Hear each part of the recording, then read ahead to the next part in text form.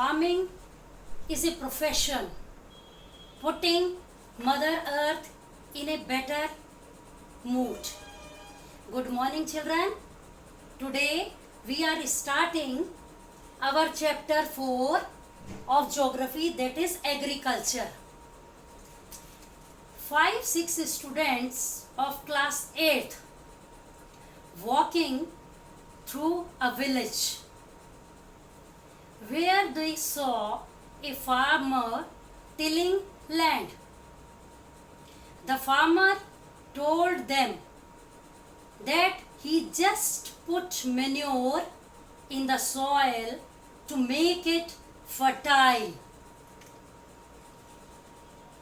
He informed them he is going to grow wheat, which he will sell in nearby mandi to get a good price, and from there it would be taken to the factories to make it into flour and then biscuits and bread. In this transformation of a plant into a finished good shows that there are different activities involved in it. These are primary, secondary and tertiary. In primary activities, the farmer has to depend on natural resources. It is connected to the nature. For example, extraction of mining, cultivation of land, growing crops, vegetables, growing cotton includes all primary activities. Then comes the secondary activities. In secondary activities, these products are processed. The raw material is processed in machines and made it usable. After that comes the tertiary sector, which depends on primary and secondary sector. In tertiary sector, the services are given. For example, insurance, banking, transport, etc. All three activities depend on each other, rather they interdependent. Whatever is produced in the fields from the nature using the natural resources is processed. So primary sector is also known as nature sector. Second is the secondary sector, which is also known as manufacturing sector, because of raw material is manufactured in the secondary sector. And then comes the tertiary sector, when the raw material is changed into goods, it reaches to the people through the transport. So we are starting today agriculture, which is also known as farming. Agriculture word is derived from the two words agri and culture. Agri means soil and culture means cultivation. It means agriculture, cultivation on soil. Agriculture depends on anything, the crops, whatever is grown, depends on the factors topography, soil and climate. Topography means, children, physical features. It means mountains, valleys, plains, deserted areas. Depends on. Another one, second one is soil. Different types of soils are found in different places, and these soils are valuable for different types of crops. And the third, climate. depends on the agriculture, depends on climate. So these are the main factors on which the agriculture depends. That is topography, soil, climate. These are the three. Now the arable land. Arable land means where the crops are grown, where the land is fertile. That is called arable land. There are different terms used for the agriculture. For example, the first one is agriculture. Agriculture means the art and science of growing crops. Sericulture. Sericulture means commercial rearing of silkworms for the commercial purpose. Next one is pisciculture. Pisciculture means breeding of fish in constructed tanks and ponds. Viticulture. Viticulture means growing of grapes. And the final is horticulture. It means growing vegetables, fruits and flowers. These are the different terms used for the different types of growing things. Right, children? Let us come now farm system. Farm system includes some inputs. It is an arranged system. It includes seeds, fertilizers, machinery and labor. And the operation system is sowing, plowing, weeding, irrigation and harvesting. And output of these two activities is the product, the finished product, cotton, wool, furniture, iron, things made of iron, steel. So the farm system depends on all these three. Now let us come to the types of farming.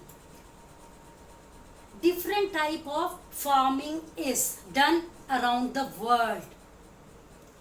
First one is subsistence farming, which is done for the need to fulfill the need of the family. Further, the subsistence farming is divided into intensive and primitive farming. Intensive farming and primitive farming. In intensive farming, machines are used, big land holdings are cultivated, lot of capital means money is invested, and many of the people are involved in it. The crop is grown to sell in the market, basically. Some part of the crop is kept for the fulfilling the need of the family, rest is sold in the market. That is intensive.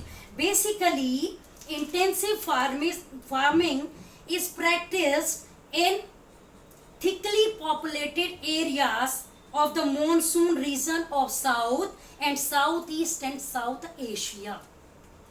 Second one is primitive, as its name suggests.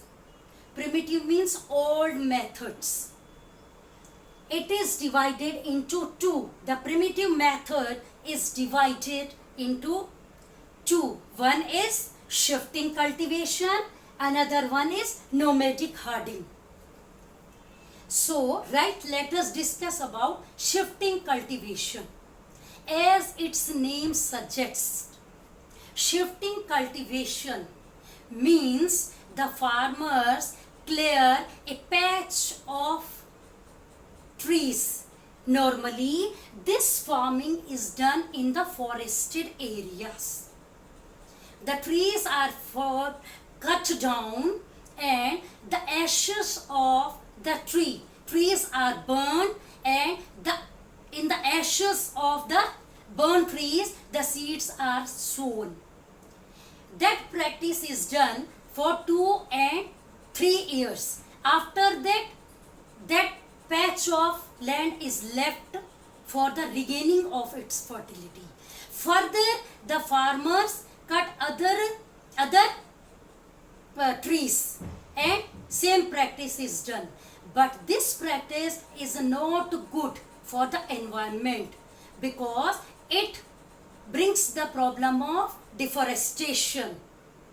So now it has been banned in many areas, but still the people practice it in some areas of the world. Second one is nomadic herding. In that nomad, people move from one place to another in search of pastures for their animals. Throughout the year, the nomads move from one place to another with their herds, with their animals. For example, as I have seen in Ladakh, in the month of March, the nomad people start moving upwards to the mountains. On the way, they stop for 15, they stay for 15 and 20 days because of the green pastures. There, they sell the wool of their sheep, ghee, butter to the local people. After that, they move more upland. When the green pasture is finished, they move to upside of the mountains. There also same they practice. Till the month of July, they move upward. And in the month of August, they come back on the same patches. And what is the benefit of that movement of the nomads? When they move towards the upland, till the time when they come down, the pastures again becomes green, which is good for them while they come down. Same routine they follow in the month of March. So this is called nomadic herding. Normally, they people hardly grow any crop because they stay for 20 days at a place. So it is difficult for them to grow crops. So they sell the wool, the ghee, butter to the local people. In this way they earn money and their business goes on. Now the commercial farming. Next one. Commercial as it shows. For the benefit, for earning money. Big land holdings with big machines and lot of labor at every step. Seedlers, winnowers, pesticides through the machines, tractors are used. HYV seeds are used. HYV means high yielding variety of seeds is used, and most of the capital money is invested. Most of the crop is grown to sell in the market to get profit.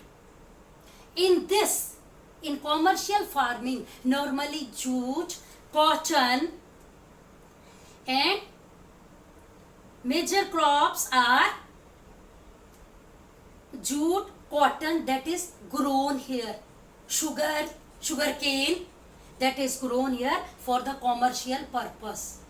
Many people are involved, big machines are used, lot of investment is done. And normally this farming is practiced in winters, in growing season, and a single crop can be grown in that, so that single crop will be sold in the market.